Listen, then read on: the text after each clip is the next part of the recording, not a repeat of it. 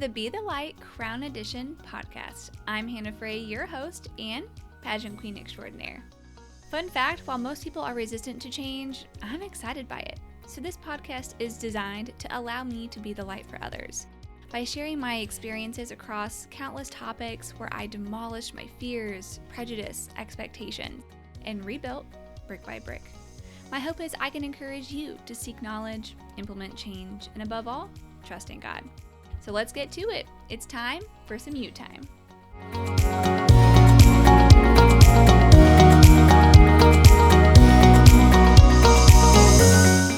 Hello everyone, and welcome back to Be the Light Crown Edition. We are headed into our second episode, which is really exciting.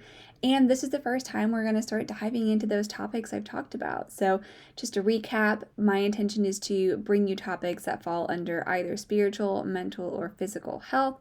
And today we're going to be talking about chiropractic health. So falling under that physical category. I'm really excited to share my story on chiropractic health and chiropractors in general and how they've just completely changed my life. And I just want to start off with, this is not meant to be medical advice, certainly meant to be just educational and informative. You should always consult with your own healthcare provider before making any changes. But yeah, I'm really excited to dig in. So first, I want to start off with, what is chiropractic health? Like, what does it even mean? To be fair, it's a bit of a broad topic. So generally a chiropractor is one who is going to do manipulations on the body, whether that's adjustments or they may even do acupuncture, they may use cupping. There's a lot of different methods, but ultimately they are not going to be prescribing medications. They're not able to, but more so they're looking for your holistic health, and will do so through some sort of adjustment or manipulation. A lot of times they're also certified in other areas. So again, if they're doing acupuncture or maybe they do some other level of functional medicine, a lot of times those offices will be accompanied by other functional providers, or may have a massage therapist on staff, may have a nutritionist on staff. So there's a lot of ways that you'll find that those chiropractors or chiropractic offices are combined with other methods of like functional or holistic medicine. So just know that you may find them in all different areas. So let's just dive into what my journey has been with chiropractic care. So many of you may or may not know, but I have moderately severe scoliosis, or I guess at this point it's now moderate scoliosis, but more on that in a moment.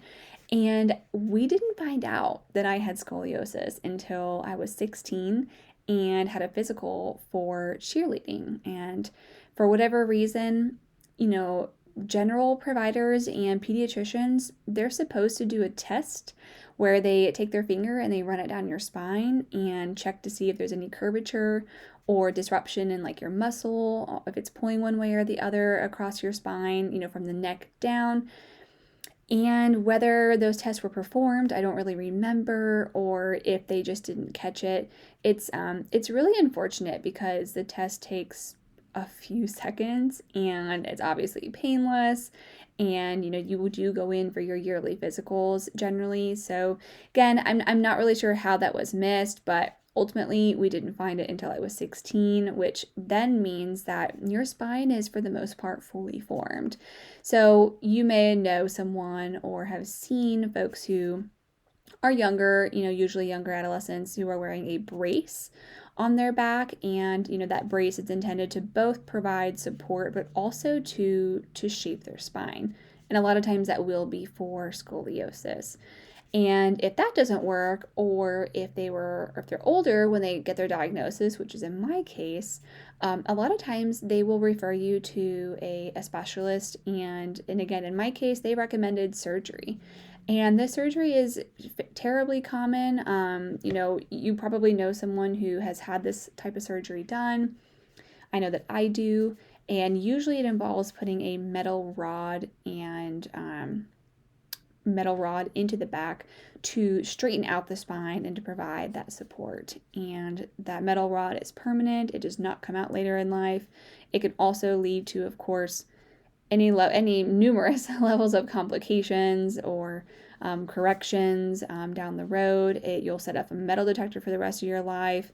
There's just a lot of additional things to consider when going the route of surgery. And I definitely am not here to shame anyone or to say that that's never the right choice, because I'm certain that everyone's circumstance is different.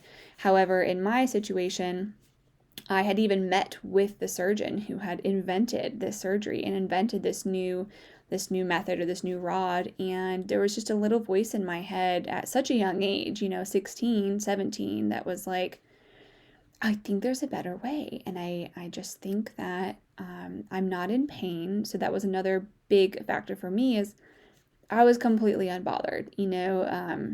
I didn't have pain, I didn't have chronic issues. So why go through such an invasive surgery that would have 2 to 3 months of healing and physical therapy on the other side, and other unknown complications? So long story short, I backed out. I said, no, thank you. I'm not interested. And, instead just chose to kind of roll the dice and see what happened with that. I did start to have symptoms later in age. So I was, like I said, I was 16 or 17 at that time. I was doing cheerleading. I was pretty active. I go off to college, and about, halfway through college, I do start to have some back pain. I do start to deal with recurring pinched nerves. Pretty sure that's when my sciatica started to develop. So I did start to have all of these issues, kind of rolling in, and a lot of times I was prescribed painkillers, which is wild.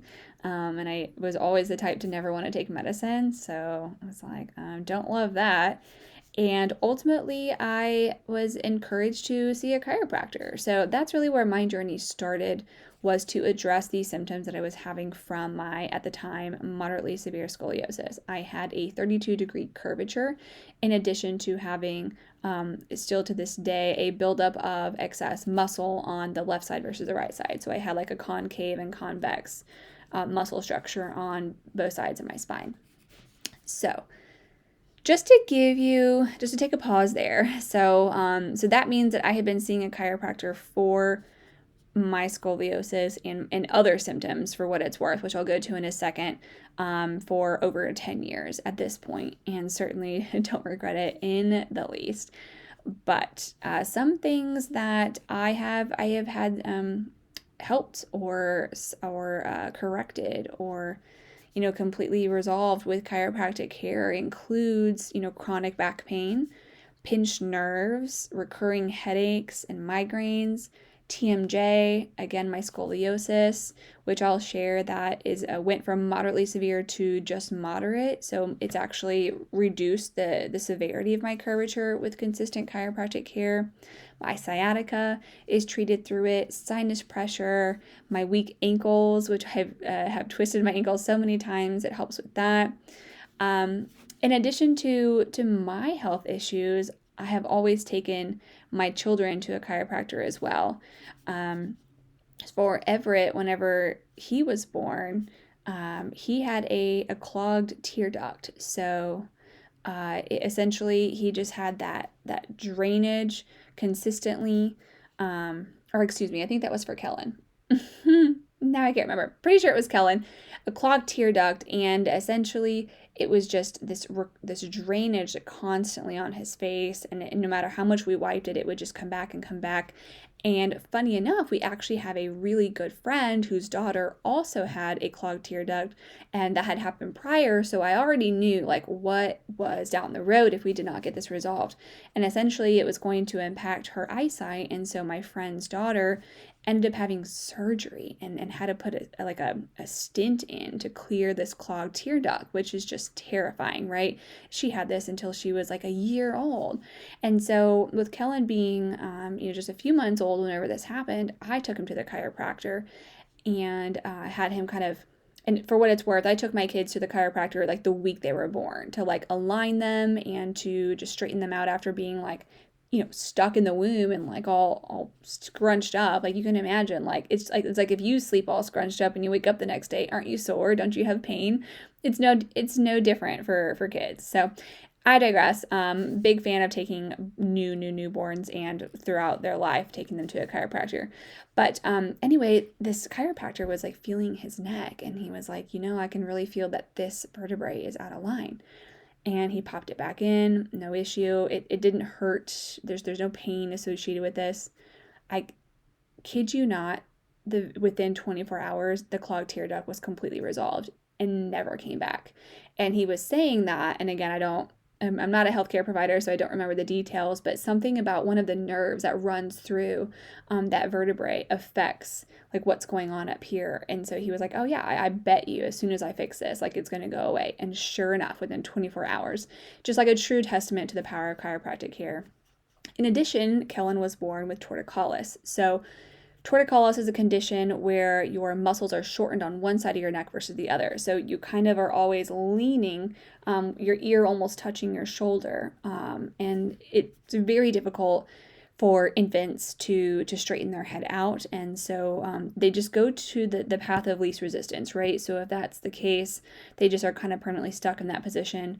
It required quite a bit of physical therapy, but in addition, again, we saw the chiropractor and consistently had him adjusted to help loosen up the muscles, make sure things were in line so that when we went to physical therapy and we did the stretches and we did all those tools, it was much more effective. So I most certainly do not think that we would have healed and completely corrected Kellen's torticollis without both chiropractic care and physical therapy. So big proponent of both when necessary. And lastly, Everett also always went to the chiropractor to be aligned. He had a lot of bowel issues. He was very colicky. And while we didn't resolve those issues 100%, the symptoms definitely were much less severe with chiropractic care. I actually think that there was some more like food sensitivity stuff going on at the time that I just wasn't aware of, but I digress. And then the last thing I want to mention, which might be more of an interest to the moms out there or the soon-to-be moms, I am telling you that I had the best birth experience with both of my kids, and I was adjusted, every few weeks throughout my third trimester, and then in the week leading up to my due date, I think I was going in every other day or even every day. I also was just hypermobile, and so I did have personally some issues with getting out of line a lot easier, but I legit go into the hospital with both of my kids. I did get an epidural with both. However, with pushing, maybe 3 to 5 times each, and those kids were just out and raring to go. No issues, really easy, great recovery. And I most certainly believe that was due to me being in alignment and just in a great place with my body. So just something to consider, if you're worried about giving birth. And I'm not saying it's a cure-all, but certainly cannot hurt, right? It's kind of where I was at with it. This is not medication. This is not something that's going to affect you negatively. It's only going to help. So the next thing that I want to add is, while we're talking about helping, I've moved around a ton in my life, so therefore I have had to change my chiropractic providers several times. And since I rely so heavily on it each time that I've moved, it's been very stressful. I remember when I left, Indiana, and I had found this just amazing provider. She was in an office. This was actually pretty unique. She was in an office with, it was called Mom Sense, and they did lactation consulting, and they also did tongue and lip tie revisions in that office. Just a phenomenal resource in that area. But she was a chiropractor, and she also specialized on pregnant women. So that was such a resource. But again, when I left, I bawled my eyes out. And we're still friends on social media today. So if you're hearing this, miss you, love you. You're just doing such great work, and appreciate you so much. But I have also just had some bad experiences. And I find that a lot of times when I recommend, hey, you should consider seeing a chiropractor, it just really helped me so much. And, I get a lot of hesitation. And I just really can't remember where that hesitation for me might have come from. I suppose it's just, if it's different, it's change, right? The whole point of this podcast, you guys, we're resistant to change. We're resistant to things that are weird or new. And I'm telling you that this is one of those great scenarios where you should just make a pro-con list. What is the worst that could happen, right? In terms of like, do I see a chiropractor and give that a try, or do I go through this super invasive and difficult surgery and, have this life-altering thing? Guys, the choice is so clear, and I hope that that's, the takeaway that you have. But you really do have to do your research. Not all chiropractors are created equally. It's just the same for doctors. It's the same for mechanics, okay? There are always going to be bad apples in the bunch that, make a bad name for the rest. And for that reason, we're going to kind of jump into the Find the Light section of the podcast and just give you some tips and tricks for getting started with chiropractic care. Okay, so the first thing I want to recommend if you are really starting out and you're just trying to find the light, okay, first check your healthcare benefits. Let's just get a basic understanding of if you want to go and if you financially aren't going to be a cash pay individual, because that's just not something you can do. Then what are your benefits? A lot of times, unfortunately, it's either not covered at all unless you have an acute injury, like you've been in a car accident or something's happened, in which case you have to get a referral, which again, this is just speaking from experience. I've also had a lot of different jobs, so had a lot of different insurance companies and have dealt with this personally. Or you might get lucky and it might be like, hey, you get 20 visits in a year, and then you can kind of plan those visits strategically. Or in some cases, you have unlimited visits and like, let's go, right? Like that's great. That's what we're kind of hoping for. This is definitely becoming a lot more common of a healthcare benefit. So I really encourage you to figure out who your insurance provider is, go to the website, call in and ask to speak to a benefit specialist and determine what are my benefits for chiropractic care. Okay. A little pearl of knowledge I'll add as well. At one point, I had an insurance that even covered chiropractic massages, y'all. Unbelievable. Like, you could get a massage every month covered by insurance. And I did do such things. So just a little bit of advice to ask about that as well. Okay. The next thing to do, so you decide you're going to go. You decide that you're covered or you're comfortable with cash pay or whatever the situation is. Then you need to research providers, right? Who are we going to go to? Who is going to be a good option? What I would say is, I mentioned early on where you can find chiropractors a lot of times in conjunction with other functional or homeopathic providers. That would be the first place I would start. That just to me has been my experience. A lot of times if they're in an office with other great resources, they just tend to have a really good following. They tend to really do things well and, provide the level of care that I find to be really helpful. So look for those who also have a massage therapist. They are in partnership with the DO medical provider or with a functional medicine provider.